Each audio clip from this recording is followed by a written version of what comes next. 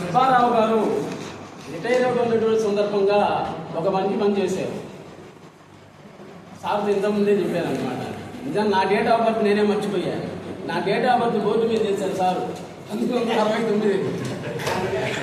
ఈ కాలేజీకి ఎన్ని సంవత్సరాలు నాకు అంటుందన్నమాట. అప్పుడు గుర్తొచ్చింది నా డేట్ ఆఫ్ 1969. అదే మంచి పని చేశారు సార్. నా డేట్ ఆఫ్ బర్త్ నాకు గుర్తు చేశారు. రెండవది ఏంటంటే కనీసం ఆ బోర్డు చేయించడానికి సార్ 20,000 ఖర్చు పెట్టుకొని సొంత డబ్బులతో చేయించారు. ఈ విధంగా ప్రతి లెక్చరర్ కూడా రిటైర్ అయ్యేటువంటి వాళ్ళు ఒక ఇంత చాలా ప్లేస్ ఉంది కదా, ఒక రేకుల షెడ్ అని కానీ లేదా రూములు కానీ ఇటువంటి చేసినట్లయితే చిరస్థాయిగా ఉంటుంది. ఈ రకంగా మనం క్యాంప్కి వచ్చినప్పుడు భోజనాలు చేయడం ఎండలో కాకుండా ఆ నీడలో కూర్చుంటాం. కానీ గురువు గారికి మనందరికీ కూడా ఆత్మీయ ప్రశంసా పత్రాన్ని అందజేస్తున్నాం.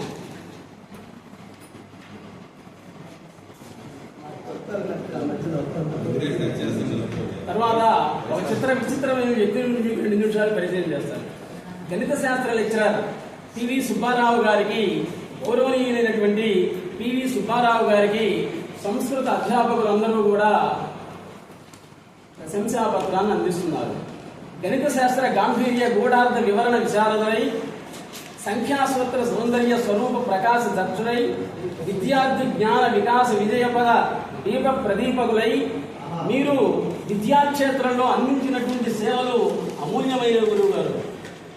సంక్లిష్ట సమీకరణ సమాధాన సౌలభ్య సృష్టి చాతుర్యంతో, సులభ సుస్పష్ట బోధన ప్రవాహంతో, శిష్య హృదయ విశ్వాస వికాస ప్రేరణతో అనేక మంది విద్యార్థుల జీవితాలకి దృఢ సంకల్ప భవిష్య ధార శిల్పిగా నిలిచి ఉన్నారు శ్రీ గురువు గారైనటువంటి సుబ్బారావు గారు.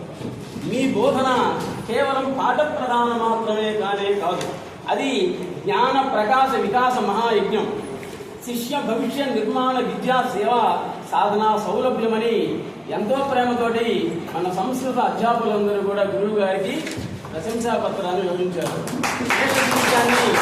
మన పితృ సమానులైనటువంటి గురువు గారు అందరికీ కూడా పితృ సమానులైనటువంటి గురువు గారు మనశ్శాంతితోటి ఉండాలని కోరుకుంటూ ఒక విచిత్రమైన వ్యక్తిని గురించి మీకు 2 నిమిషాలు పరిచయం చేస్తాం. ఇది ఎట్లా ఉన్నారు కదా 2 నిమిషాలు గురువు గారు మీరు కూడా కూర్చోండి. Welcome to our channel world teacher news. ఈ ఛానల్లో దివ్య సంస్కృతి కలిగినటువంటి దైవీ శక్తి కలిగినటువంటి మహాత్ముని అవధూతాల గురించి, తర్వాత ఆధ్యాత్మిక వ్యక్తిత్వ వికాసాలు, పీస్ ఆఫ్ మైండ్ గురించి ఈ ఛానల్లో ఉంటుంది. దీనిలో మనం అనుకోకుండా ఒక వ్యక్తిని తెలిసాను నేను, గురువు గారు శ్రీకాళహస్తిలో. ఆయన పేరు సుబ్రహ్మణ్యం గారు. ఆయన హై స్కూల్ హెడ్ మాస్టర్. శ్రీకాళహస్తికి 5 కిలోమీటర్ల దూరంలో ఉండి కొనతనేను హై స్కూల్ హెడ్ మాస్టర్. ఆయన జాగ్రత్తగా మంచి మందు రోజుకి 20 బాటిల్ మందు తాగాల్సింది. 20 బాటిల్లో కనీసం తర్వాత కనీసం ఆయన 15-20 పెట్టెలు సిగరెట్ తాగాల్సింది. అటువంటి వాడు తాగుతూనే అన్నమాట స్కూల్కి పోయేది. ఇంకా మన వాళ్ళు పాఠం చెప్పేది ఉండదు, అక్కడ సంతకం పెట్టి అక్కడ ఉంటాడు. అటువంటి వాడికి ఇల్లడు 3 అమ్మవారు కృపాకటాక్ష వీక్షణాల వల్ల దైవత్వం అనేటువంటి సిద్ధించింది. ఈరోజు ఆ సత్తులు సుబ్రహ్మణ్యం గారి అలవాట్లు మొత్తం పోయాయండి. ఆయన గురించి ఎవరో చెప్పుకుంటే విన్నాను సార్. నేను ఆయన దగ్గరికి వెళ్ళాను. వెళ్తే నువ్వు ఎవరిని చూడటానికి వచ్చావు అన్నాడు. మిమ్మల్ని చూడటానికి అని చెప్పారు. మరేంటి శివుని చూసి వెళ్ళిపోతున్నావు అన్నాడు. డబ్బులు అయిపోయాయని చెప్పా. మరి నా కోసం వచ్చావు కదా, ఏం తెచ్చావు అన్నాడు. అంటే ఆయన పెట్టిన పుస్తకంలో ఉందన్నమాట.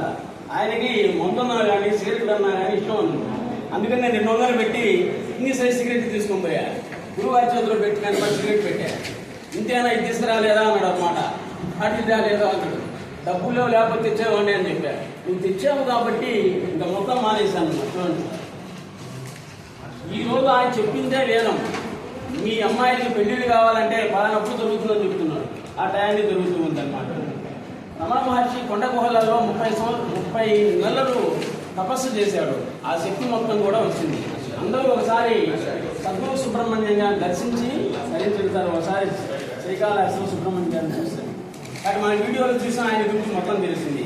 గురువుగారు మనం ఒకసారి ఆరాధన చేస్తూ గురువుగారి మన సంస్కృత అధ్యాపకులందరూ వారు మనశ్శాంతితో జీవించాలని కోరుకుంటూ ఇద్దరితో